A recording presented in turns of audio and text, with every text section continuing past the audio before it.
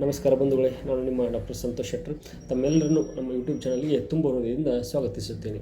ಬಂಧುಗಳೇ, ಇತ್ತೀಚೆಗೆ Young couples ಅಂತೇನು ಕರಿತೀವಿ ನಾವು, ನವದಂಪತಿಗಳಲ್ಲಿ ಬಂಜೆತನದ ಸಮಸ್ಯೆ ಭಾಳಷ್ಟು ಕಾಣಿಸ್ಕೊಳ್ತಾ ಇರುವಂಥದ್ದು. ಅಂತಂದರೆ ಸಂತಾನೋತ್ಪತ್ತಿಯ ಸಾಮರ್ಥ್ಯ ಗಣನೀಯವಾಗಿ ಕುಸಿತ ಇರುವುದನ್ನು ನಾವು ನೋಡ್ತಾ ಇದ್ದೇವೆ ನಮ್ಮ ಡೇ ಟು ಡೇ ಪ್ರಾಕ್ಟೀಸ್ನಲ್ಲಿ.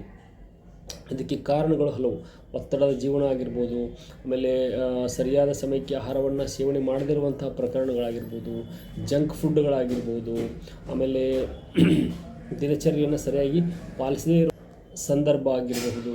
ಈ ರೀತಿಯಾಗಿ ನಮ್ಮ ಜೀವನ ಶೈಲಿಯನ್ನು ಅಸ್ತವ್ಯಸ್ತಗೊಳಿಸಿಕೊಂಡಿರುವುದೇ ಎಲ್ಲ ವಿಷಯಗಳಿಗೆ ಪ್ರಮುಖವಾಗಿ ಬಂಜೆತನಕ್ಕೆ ಕಾರಣ ಆಗಬಲ್ಲದು.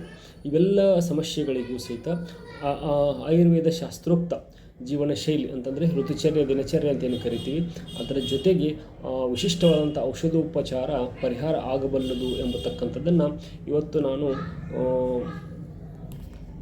ತಮ್ಮ ಮುಂದೆ ಒಂದು ಯಶಸ್ಸು ಸಾಧಿಸ್ತಕ್ಕಂಥ ಪ್ರಕರಣದ ಜೊತೆಗೆ ಬಂದಿದ್ದೇನೆ. ಬಂಧುಗಳೇ, ಈ ದಂಪತಿಗಳು ಮದುವೆಯಾಗಿ ಸುಮಾರು 6 ವರ್ಷ ಗತಿಸಿದ್ದವು. ಹಲವಾರು ಚಿಕಿತ್ಸೆ ನಂತರವೂ ಸಹಿತ ಮಕ್ಕಳನ್ನು ಪಡೆಯುವುದರಲ್ಲಿ ಬಹಳಷ್ಟು ಸಾಧ್ಯ ಆಗಿರಲಿಲ್ಲ, ಯಶಸ್ವಿ ಆಗಿರಲಿಲ್ಲ.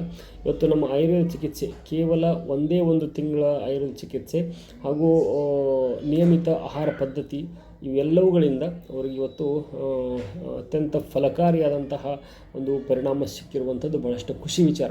ಇವತ್ತೇ ಅವರು ಎನಾಮಲಿ ಸ್ಕ್ಯಾನನ್ನು ಮಾಡಿಕೊಂಡು ಅತ್ಯಂತ ಖುಷಿಯಿಂದ ನಮ್ಮ ಕ್ಲಿನಿಕ್ಕಿಗೆ ಬಂದಿದ್ದರು. ಬನ್ನಿ ಅವರ ಮಾತಿನಲ್ಲಿ ಅವರ ಅನುಭವವನ್ನು ಕೇಳಿ ತಿಳಿದುಕೊಳ್ಳೋಣ. ಸರ್ ನಮಸ್ಕಾರ. ನಮಸ್ಕಾರ ಸರ್. ಸರ್, ತಮ್ಮ ಅನುಭವಗಳನ್ನ ಪ್ಲೀಸ್ ಹಂಚ್ಕೊಳ್ರಿ. ಸರ್, ನಾವು ಸುಮಾರು ನಮ್ಮ ಮದುವೆ ಆಗಿ ಸುಮಾರು 5ರಿಂದ 6 ವರ್ಷ ಆಗಿದೆ ಸರ್. Yes sir. ಎಲ್ಲ ಕಡೆಯೂ ನಾವು ತೋರಿಸಿದ್ವಿ ಸರ್. Yes sir. ಸ್ವಲ್ಪ ಯಾವತ್ತೂ ಸಕ್ಸಸ್ ಆಗಿರ್ತೀವಿ ಸರ್. Yes sir. ನಿಮ್ಮ ಹತ್ರ ಬಂದಾಗ ಕೇವಲ ಒಂದೇ ಒಂದು ತಿಂಗಳದೊಳಗೆ ನಾವು ಅಂದ್ಕೊಂಡಾಗ ಒಳ್ಳೆ ರಿಸಲ್ಟ್ ಕೊಟ್ಟೆ ಸರ್. Yes sir. ನಿಮ್ಮ ಒಂದು ಔಷಧಿಗಳು, ಆಯುರ್ವೇದಿಕ್ ಔಷಧಿಗಳು ನಮಗೆ ನಮ್ಮ ದಾಂಪತ್ಯ ಜೀವನಕ್ಕೆ ಒಂದು ಒಳ್ಳೆಯ ರೀತಿಯ ಒಂದು ಸಂತೋಷವನ್ನು ನೀಡಿದಾವೆ ಅಂತ ಹೇಳ್ತಿದ್ದೆ ಸರ್. ಇಲ್ಲೇ ಕಾರಣ 2 ಸರ.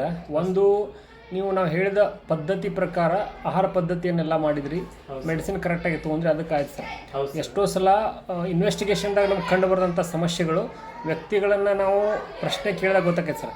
ಮತ್ತು ಅದಕ್ಕೆ ನೀವು ಊಟದ ಪದ್ಧತಿ ಕರೆಕ್ಟಾಗಿ ಮಾಡಿದ್ದಕ್ಕೆ ಇದಾಗೈತಿ. ಮುಂದಾದರೂ ಸಹಿತ ತಮ್ಮ ಪ್ರೆಗ್ನೆನ್ಸಿ ಎಲ್ಲ ನಾರ್ಮಲ್ ಆಗಬೇಕು, ಮಗು ಎಲ್ಲ ಹೆಲ್ದಿ ಆಗ್ಬೇಕಂತಂದ್ರೆ ಆಹಾರ ಪದ್ಧತಿಯನ್ನು ಕರೆಕ್ಟಾಗಿ ಫಾಲೋ ಮಾಡ್ಬೇಕು ರೀ ಮೇಡಮ್. ಕರೆಕ್ಟಾಗಿ ಮಾಡಿರಿ.